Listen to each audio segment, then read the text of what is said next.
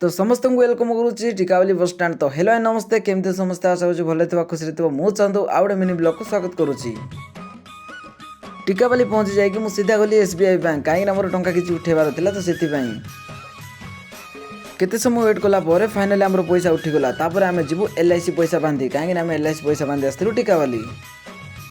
तो गली मु फाइनाली नैना टेलीकॉम, कहीं एलआईसी पैसा आमर से बंधा हुए। नैना टेलीकॉम सदा बेले गहली, तो से मुझे रेस्ट नहीं गली। बसी बसी बोरिंग हो जाती, तो से गली रोड को। रोड भ्यू किसी एमती थिला, तो चेक कर दिंतु थे।